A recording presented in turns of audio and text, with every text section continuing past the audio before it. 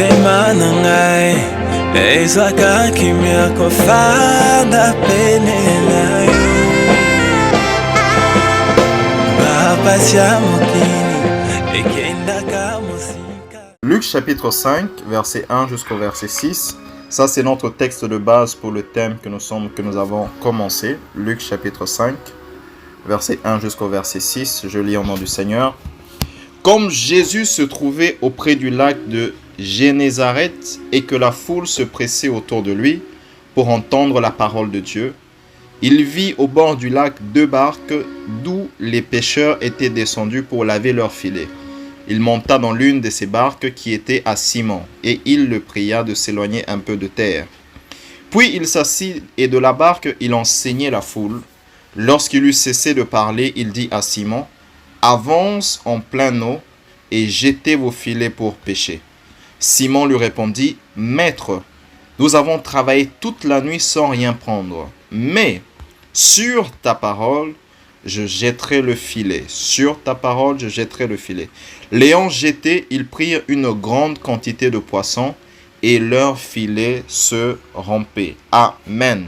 Ça, c'est notre texte de base. Nous allons prendre le texte de ce soir. Nous sommes dans le livre de Jean, chapitre 21, verset 1 jusqu'au verset 10. Jean 21, Johannes 21, verset 1 jusqu'au verset 10. Une histoire que nous connaissons tous. Jean 21, verset 1 jusqu'au verset 10. Je lis encore au nom du Seigneur.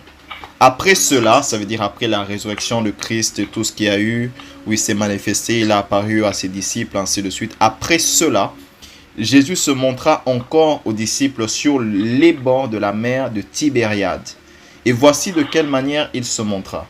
Simon-Pierre, Thomas appelé Didyme, Nathanaël de Canaan en Galilée, les fils de Zébédée et 2 autres disciples de Jésus étaient ensemble. Pierre leur dit: je vais pêcher. Ils lui dirent: nous allons aussi avec toi. Ils sortirent et montèrent dans une barque, et cette nuit-là, ils ne prirent rien. Le matin étant venu, Jésus se trouva sur le rivage, mais les disciples ne savaient pas que c'était Jésus. Jésus leur dit: enfants, n'avez-vous rien à manger? Ils lui répondirent: non. Il leur dit: jetez le filet du côté droit de la barque et vous trouverez. Ils le jetèrent donc, et ils ne pouvaient plus le retirer à cause de la grande quantité de poissons. Alors les disciples que Jésus aimait dit à Pierre: c'est le Seigneur. Et Simon-Pierre, dès qu'il eut entendu que c'était le Seigneur, mit son vêtement et sa ceinture, car il était nu, et se jeta dans la mer. Verset 8. Les autres disciples vinrent avec la barque, tirant le filet plein de poissons, car ils n'étaient éloignés de terre que d'environ 200 coudées. Lorsqu'ils furent descendus à terre, ils virent là des charbons allumés, du poisson dessus et du pain. Jésus leur dit: apportez les poissons que vous venez de prendre. Apportez les poissons que vous venez de prendre. On va s'arrêter là. Le thème de ce soir, ou le thème de cette série d'enseignements que nous avons commencé à partir déjà de ce soir, c'est sur ta parole. Poditude, pour Sanskar. Sur ta parole. Sur ta parole. C'est ça le thème. Et j'aimerais déjà commencer à introduire ce thème en retournant dans le livre de Genèse. Nous sommes dans le livre de Genèse, verset 1, chapitre 1, mais aussi dans les évangiles de Jean, à partir du premier verset. Jean dit ceci. Jean dit: au commencement était la parole. La parole était avec Dieu et la parole était Dieu. C'est ce que Jean dit, n'est-ce pas? Au commencement était la parole. La parole était avec Dieu et la parole était Dieu. Ensuite, il y a cette partie qui nous intéresse ce soir. C'est laquelle? C'est toutes les choses qu'il y a sur cette terre ont été créées par la parole. Et il précise encore, il accentue encore en disant: et rien de ce qui a été créé n'a été créé sans elle. Ça veut dire la parole. Donc Jean nous précise que les choses visibles et les choses invisibles ont été créées par la parole de Dieu. On est ensemble? Par la parole de Dieu. Donc les choses visibles et invisibles ont été créées par la parole de Dieu. Mais cela veut aussi nous enseigner quoi? Nous faire comprendre que si nous voulons influencer, que ce soit le monde visible ou le monde invisible, il est possible d'influencer ces deux mondes par la parole de Dieu. Par la parole. C'est comme ça que vous avez l'impression, lorsque les sorciers, ou pas l'impression, mais lorsque les sorciers font des incantations, ou lorsque les sorciers veulent nuire à la vie de quelqu'un, qu'est-ce qu'ils font? Ils font des déclarations la nuit. Ces déclarations qu'on appelle des incantations. En réalité, qu'est-ce qu'ils font? Ils parlent. Et lorsqu'ils parlent, leurs paroles deviennent des mandats qu'on donne à des démons qui vont poursuivre vos vies jusqu'à ce que ces choses s'accomplissent. C'est pourquoi j'ai toujours dit, celui qui ne parle pas pour sa vie, il faut qu'il sache que quelqu'un d'autre parle à sa place. Parce que le monde que nous voyons, le monde que nous connaissons, que ce soit le monde invisible comme visible, est dirigé par la parole. Donc si quelqu'un veut influencer une chose qui a été créée par Dieu, que nous connaissons, il faut utiliser la parole parce que la parole est la nature de toute chose qui existe. Amen. On est là? Amen. Et je vais donner encore cet exemple. Lorsque on prend les trains, par exemple, la sœur Tracy qui est dans l'énergie peut me contredire si j'ai tort. Mais on construit les trains, ou on fabrique les trains, pardon, avec du cuivre, copal. Pourquoi? Parce que les trains doivent fonctionner avec l'électricité. Or, pour que les trains fonctionnent avec l'électricité, il faut qu'on prenne un métal qui facilite, qui permet en sorte que l'électricité quitte de là où ça se trouve pour rentrer dans le train. En d'autres termes, si on veut influencer un train, ok, nous avons besoin du cuivre, copal. Si quelqu'un veut influencer ta vie d'une manière négative comme positive, la personne a simplement le fait de parler. C'est pourquoi la prière est importante lorsque nous avons eu l'enseignement sur la prière. La prière est importante, pourquoi? Parce que la prière nous permet de parler sur les choses et les réalités que nous voulons voir s'accomplir selon les plans et les pensées que Dieu a mis dans nos cœurs. C'est important. Donc ça, c'était juste une introduction. Mais lorsque maintenant nous allons dans l'exemple, dans la première portion des Écritures, nous sommes dans Luc 5. La Bible déclare que le Seigneur Jésus était en train d'enseigner et il y avait une foule qui commençait à venir vers lui.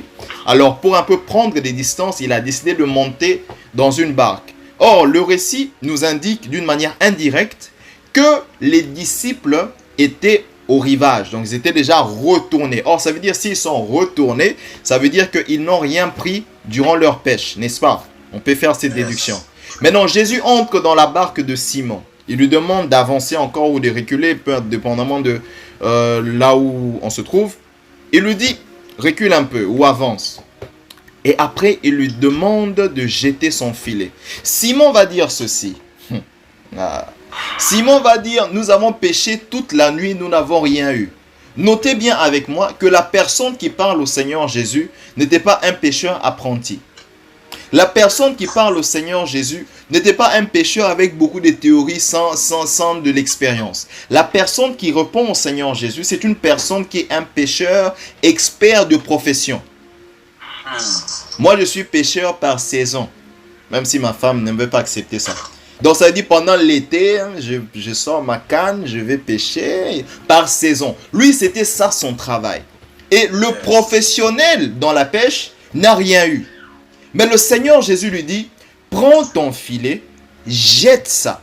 Il lui dit, mais moi le professionnel, j'ai cherché, je n'ai rien eu toute la nuit. Mais il donne cette phrase qui est directement non seulement le thème de notre série, mais aussi l'introduction de la nouvelle saison dans laquelle nous sommes en train d'entrer. Il dit, sur ta parole, où j'ai rien eu, qui expert n'a pas pu. Ma connaissance ne m'a rien donné. Mon expérience ne m'a rien donné. J'ai essayé au même endroit, j'ai échoué 100 fois. J'ai essayé les mêmes études, j'ai échoué. J'ai eu le même problème, j'ai essayé, ça n'a pas marché. Mais sur ta parole, je vais lancer.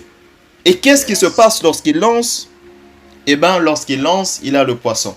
Je suis venu dire à quelqu'un ce soir, tu as longtemps essayé par toi-même. Tu as longtemps essayé par tes propres capacités. Tu as longtemps essayé de te débarrasser de ces problèmes ou de ces circonstances qui t'étouffent. Tu as longtemps essayé de changer les choses. Tu as longtemps essayé de pêcher ton poisson. Mais je suis venu t'annoncer que maintenant, sur la parole de Dieu, là où tu as échoué, tu es sous le point maintenant de réussir. Pourquoi? Parce que différemment des autres fois ou des fois précédentes, maintenant c'est la parole de Dieu qui va nous accompagner. Yes. Amen. C'est la parole de Dieu. Maintenant, Pierre dit, sur ta parole, je vais lancer. là où j'aimerais attirer notre attention, frère Randy, c'est que là où Jean dit, au commencement était la parole de Dieu, et là où Pierre dit, sur ta parole, c'est le mot parole en français, mais ce n'est pas le même mot en grec. C'est le mot parole en français, mais ce n'est pas le même mot en grec. Dans Jean 1, verset 1, au commencement était la parole. Cette parole s'appelle logos. Mais ici, Pierre va dire, sur ton réma, je lancerai le filet. Est-ce qu'on peut avancer? On peut avancer. Sur ton réma, je lancerai le filet. C'est quoi la différence entre le logos et le réma? Le logos, c'est la parole et la raison. Ça veut dire que l'homme, la personne qui sort cette parole, la sort pour une raison. Le logos, c'est aussi une parole éternelle qui est là pour toujours. Elle est établie pour toujours. La Bible, lorsque les païens la lisent, c'est un logos. Donc, ils lisent, au commencement était la parole était Dieu, Jésus est mort à la croix. Bandimate, c'est une vérité établie. Ça ne changera pas qu'ils croient ou pas. Logos. Mais quand maintenant on parle de réma, c'est la parole et l'événement. Ça veut dire quoi? Le réma, c'est le logos qui est activé par le Saint-Esprit pour un but particulier que Dieu veut accomplir. Le logos devient un réma activé. Je donne un exemple.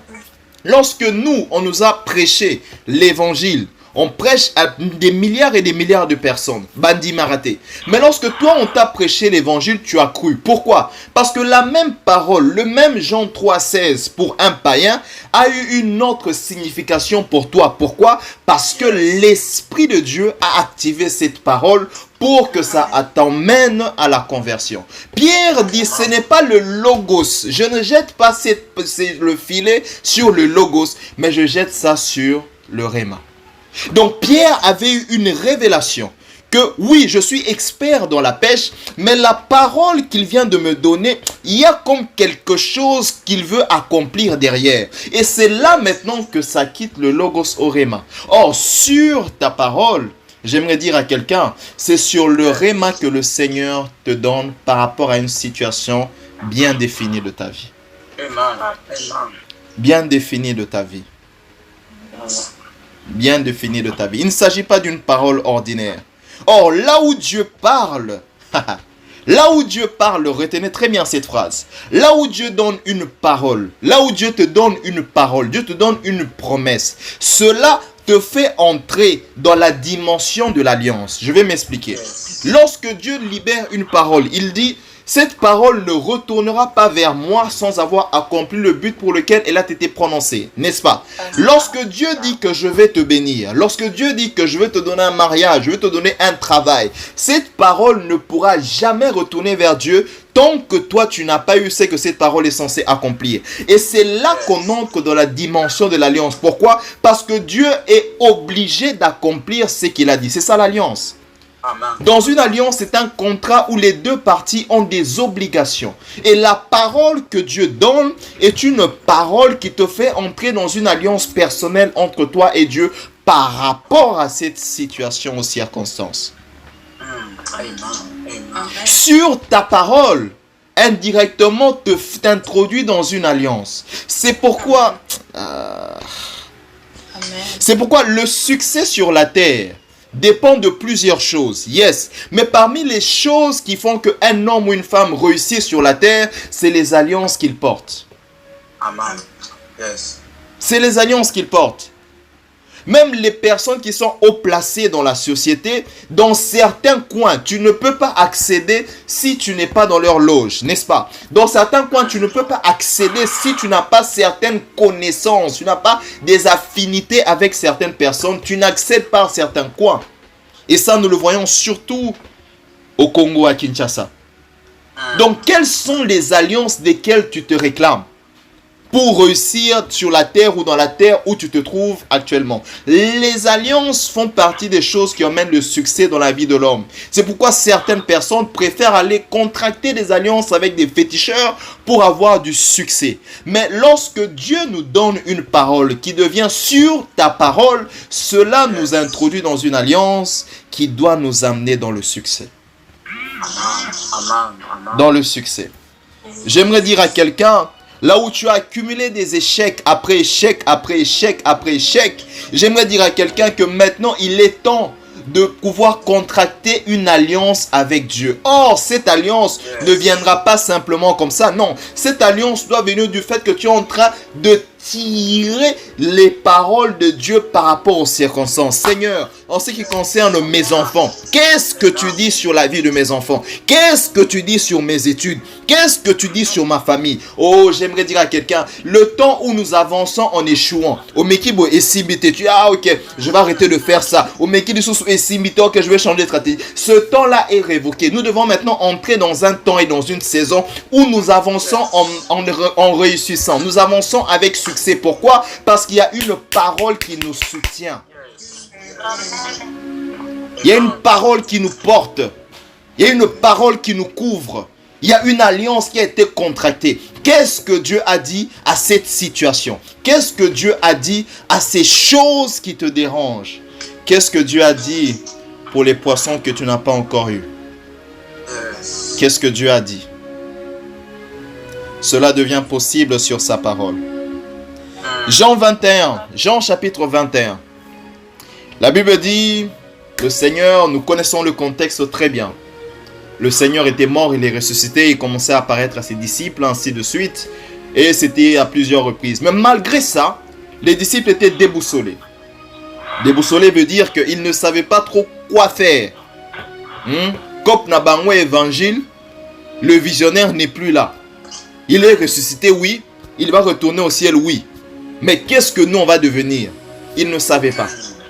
Les disciples ne savaient pas. Et c'est là que Pierre va se lever. Il dit, moi je vais aller pêcher.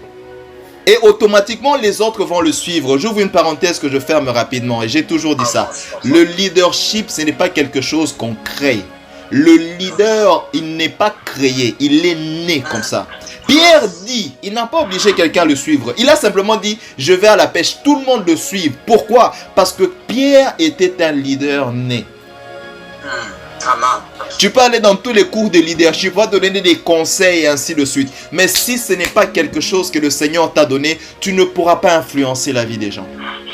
C'est pourquoi moi je crois que si quelqu'un doit te suivre, il doit te suivre parce qu'il se sent attiré à toi. Il y a quelque chose en toi qui l'attire et non parce qu'il est obligé. Je ferme la parenthèse. Cynthia me comprend très bien. Et quand ils veulent partir, aïe aïe aïe, étudions ce passage ensemble. Moi j'aime la Bible. Quand ils veulent partir, Jean est en train de citer maintenant le nombre des disciples. Il y avait Jean, il y avait Bartimée, il y avait les fils de Zébédée. Bref, ils étaient à 5. 5 disciples. Retiens seulement qu'ils étaient à 5. Et ils ont pêché toute la nuit. Dans les 5, s'il faut exagérer, disons seulement que 3 d'entre eux étaient des pêcheurs professionnels. Ça veut dire Pierre, Jean et Jacques. Je ne sais pas pour les autres, mais prenons seulement Pierre, Jean et Jacques. 3 sont des pêcheurs professionnels. Ils ont pêché toute la nuit. Toute la nuit. Randy, on peut... Quand ils pêchent toute la nuit là, n'est-ce pas qu'ils ont jeté le filet à gauche? Quand ils pêchent toute la nuit, n'est-ce pas qu'ils ont aussi essayé de jeter le filet à droite? Devant comme derrière. Donc, si c'est des pêcheurs professionnels, ils ont sûrement essayé toutes les tactiques. Mais ce que j'aimerais dire, et là où j'aimerais que vous puissiez retenir, capter votre attention, c'est qu'ils ont sûrement jeté les filets de tous les coins du bateau. Le matin arrive. Jésus est au bord, sur le rivage. Il est loin, les disciples ne le reconnaissent pas. Il leur pose la question, est-ce que vous avez eu quelque chose? Ils disent non. Après il dit, jetez votre filet à droite. Jetez votre filet à droite. Encore une fois, sur sa parole, ils ont jeté à droite. J'aimerais dire ceci. S'ils avaient jeté leur filet à gauche, ils n'allaient pas avoir de poisson. Yes. On est là. Amen. La parole de Dieu, lorsqu'elle vient, elle vient avec précision. Et la précision de la parole de Dieu est ce qui emmène l'accomplissement dans nos vies. Là où Dieu a dit jette à droite, il n'y a pas d'autre option que de jeter à droite.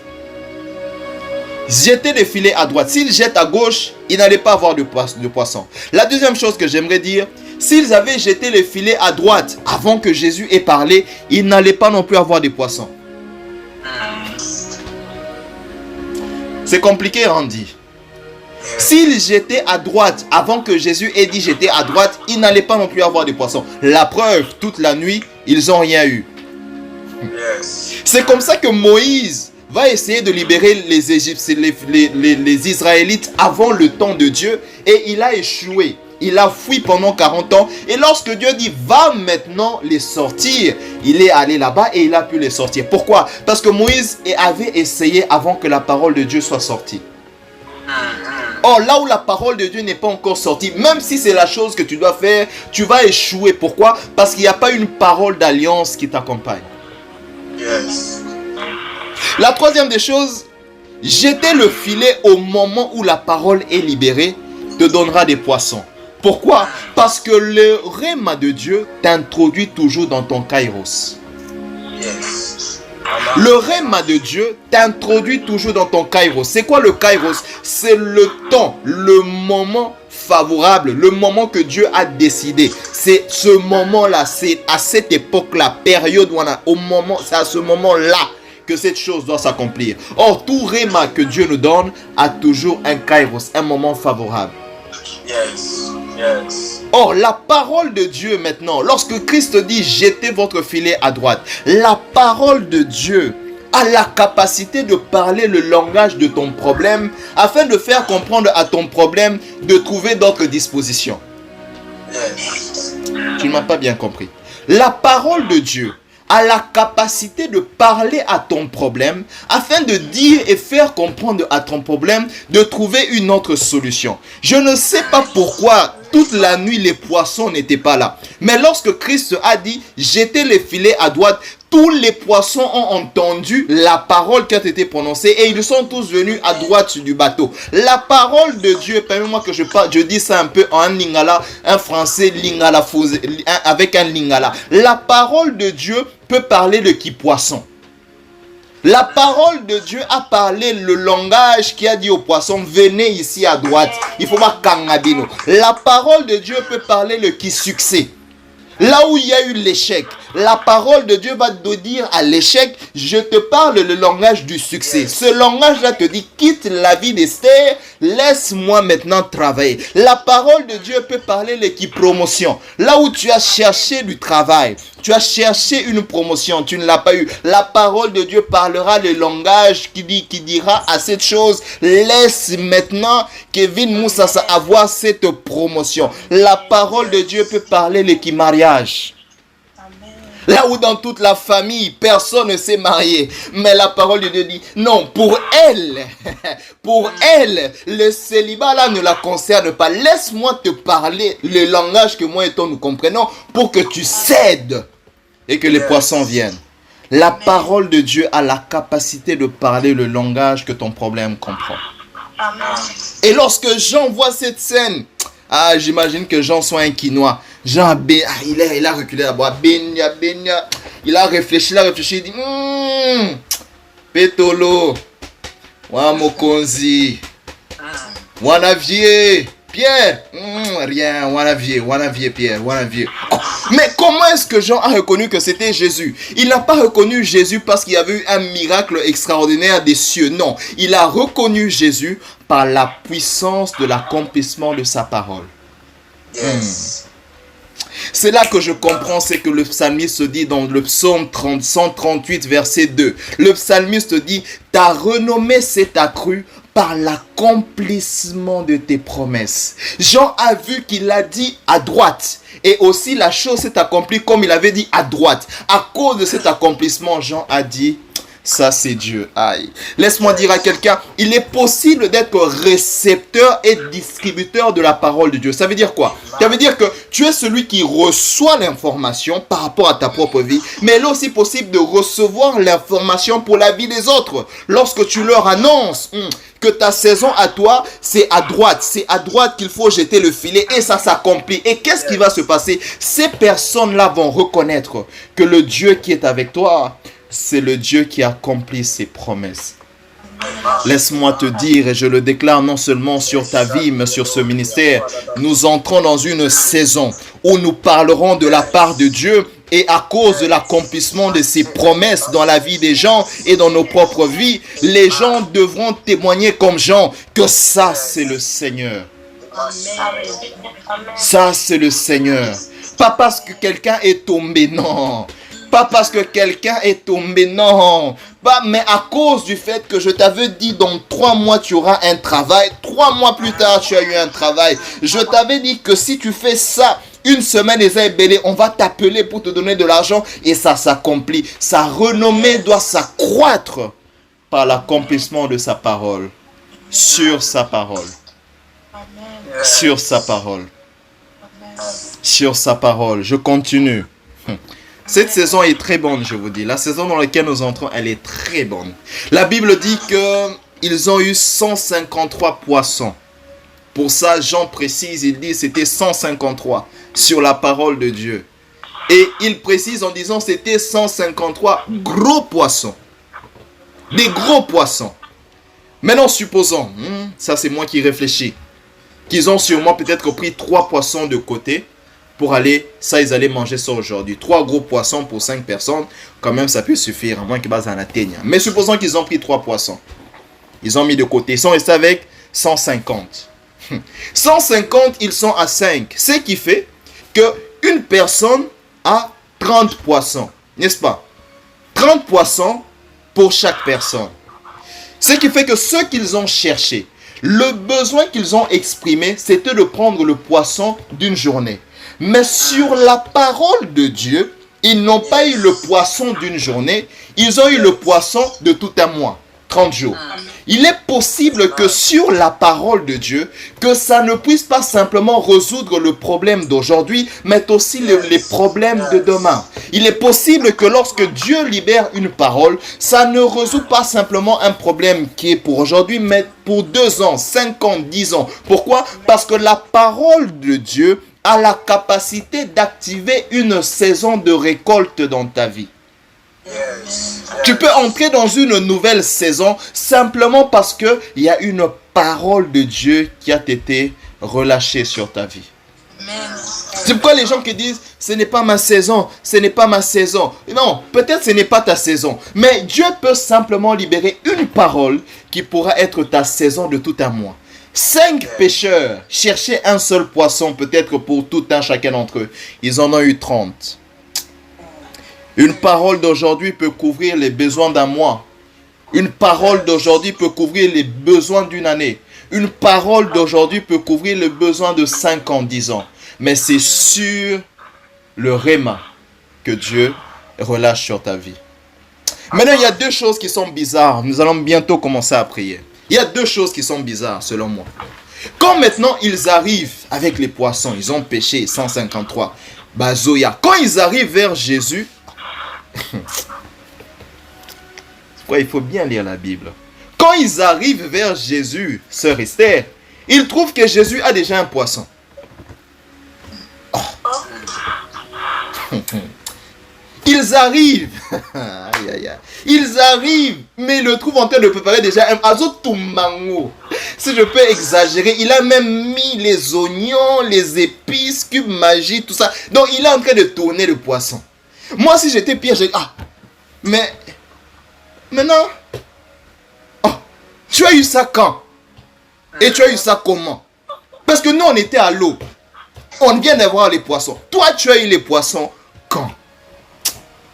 La chose que nous cherchons, la chose que tu veux, la chose que tu recherches dans ta vie, la chose que tu recherches pour ta famille, cette chose que tu cherches, elle est déjà en Dieu. Le poisson que tu cherches pour toi, le poisson que tu cherches pour ta famille, ce poisson est déjà entre les mains de Dieu. Entre les mains de Dieu. C'est pourquoi ne cherche pas le poisson, mais cherche celui dont la bouche a déjà ce que tu cherches. Ne cherche pas le poisson, mais cherche celui dont la bouche peut créer le poisson. Parce que le poisson que tu cherches, lui, il en a la source, c'est-à-dire sa parole. Sa parole. La chose que tu cherches se trouve déjà en Dieu. Ne cherche pas la chose, mais cherche la source de cette chose, qui est Dieu. sur ta parole. La deuxième chose qui est bizarre, on dit, très bizarre. Non seulement il a le poisson, mais il a déjà le pain. La Bible dit qu'il est en train de préparer le poisson avec du pain. Or, dans la culture juive, et surtout quand vous lisez les évangiles, le poisson s'accompagne toujours avec le pain. Quand il faut manger. Or, là où on parle de sur ta parole, cette parole est la même parole qui a créé les choses, ce qu'on appelle la parole créatrice. La parole créatrice, pardon. Or, là où il y a la parole de Dieu, cette parole est créatrice, oui, mais cette parole est aussi anticipatrice. Je m'explique. Sur la parole que Dieu donne, est contenu toutes les choses et les données nécessaires pour répondre aux besoins présents et futurs. Ça veut dire quoi? Ça veut dire que lorsque Dieu libère une parole pour le poisson, il sait qu'après que tu aies eu le poisson, tu chercheras encore le pain. Maintenant, lui, déjà, dans sa parole qu'il libère, il a déjà et le poisson et le pain. C'est comme ça que Dieu peut te dire, tu es dans la saison de ton mariage, mais lui-même est en train d'orchestrer les choses et les circonstances pour que ce mari-là vienne vers toi. Et quand tu te maries, tu trouves ce mari, lui-même déjà travaille pour que vous soyez fertiles et des enfants. Le Dieu que nous servons, lorsqu'il libère une parole, cette parole est anticipatrice dans tous les domaines de nos vies, afin que nous ne venons pas retourner demander, Père, donne-nous aussi le pain. Non, lui-même sait déjà qu'il aura besoin du pain. Et c'est pourquoi sa parole crée et anticipe toutes les choses dont tu auras besoin. C'est pourquoi il dit au diable, l'homme ne vivra pas seulement de pain, mais de toute parole qui sort de la bouche de Dieu. Pourquoi? Parce que cette parole a la capacité de donner le pain, a la capacité de donner le poisson. Cette parole a la capacité de répondre à tous les besoins de l'homme, présent comme futur, mais lorsqu'elle est libérée sur ta parole. Sur ta parole. Ils ont mangé le pain et le poisson que Jésus avait préparé, même pas ceux qu'eux ils avaient ramenés. Ils ont mangé le pain et le poisson que Christ avait préparé. Jésus est celui qui a la parole qui crée, la parole qui est la réponse à nos besoins. La question que j'aimerais nous poser ce soir, qu'est-ce que Dieu a dit sur ta pêche nocturne sans succès? Tu as pêché toute la nuit, mais qu'est-ce que Dieu a dit par rapport à cette circonstance? Qu'est-ce que Dieu a dit par rapport au poisson que tu as cherché pendant des années mais que tu n'as pas encore eu? Qu'est-ce que Dieu a dit par rapport à ces circonstances qui te dérangent? La pêche nocturne, à l'image de ce passage, c'est l'image, pour certains, une stabilité financière. La pêche nocturne peut être aussi des problèmes familiaux. La pêche nocturne peut être aussi une longue période de chômage. La pêche nocturne peut être un célibat, échec permanent. Bref, vous comprenez, la pêche nocturne, c'est tous ces problèmes qui ont duré et pour lesquels tu as cherché 1001 solutions, mais sans pour autant que ça aboutisse à quelque chose. Qu'est-ce que Dieu dit par rapport à ta pêche nocturne? Qu'est-ce que Dieu dit? Voilà la raison de ce terme sur ta parole. Sur ta parole pour nous mettre en alliance avec Dieu. Sur ta parole pour parler à nos problèmes dans la langue ou le langage qu'ils comprennent. Sur ta parole pour créer un événement, un environnement qui répond aux besoins présents et futurs. Sur ta parole pour m'introduire dans une nouvelle saison.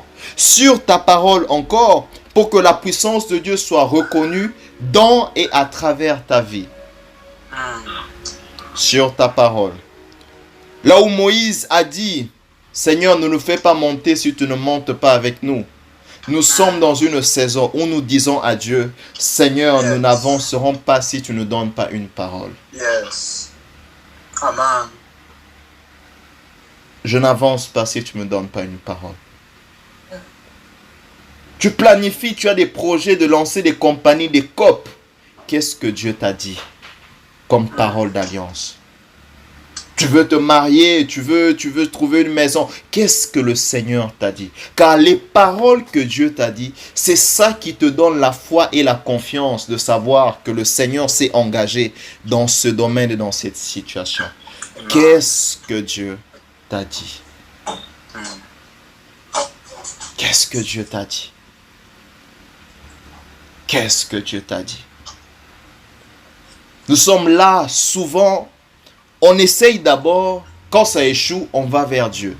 Rares sont les fois où, avant d'aller, nous posons d'abord la question. C'est à droite qu'il faut jeter le filet ou c'est à gauche? Et c'est la raison de nos échecs. Pourquoi? Parce que nous venons demander la parole après l'échec. Or, il faut demander la parole avant d'aller pour ne pas connaître l'échec. J'ai essayé toute la nuit. Je n'ai pas réussi. Mais sur ta parole, je jetterai le filet. Qu'est-ce que Dieu t'a dit? Qu'est-ce que Dieu t'a dit? Tu as essayé avec ton expertise, tu as essayé avec Maël Nognon sur les expériences, tu as même essayé avec des conseillers. Pierre avait des conseillers comme Jean et Jacques. Ah, moi quand j'essaie, j'utilise telle stratégie. Ok, on va essayer la tienne, on va essayer tes conseils. Tu as essayé avec même les conseils des hommes, ça n'a pas marché. Il est temps d'essayer avec Dieu. Qu'est-ce que Dieu t'a dit? Or, le Dieu que nous servons, c'est un Dieu qui parle. Le Dieu que nous servons, c'est un Dieu qui parle. Le Dieu que nous servons, c'est un Dieu qui aime donner des paroles d'alliance. Le Dieu que nous servons, c'est un Dieu qui dit, ils ont invoqué mon nom, le pays allait mal, mais j'ai envoyé ma parole pour leur guérir. Le Dieu que nous servons est le Dieu qui envoie sa parole. Pourquoi? Parce que tout ce que nous voyons et que nous ne voyons pas est influencé par sa parole. Par sa parole. Qu'est-ce que Dieu a dit?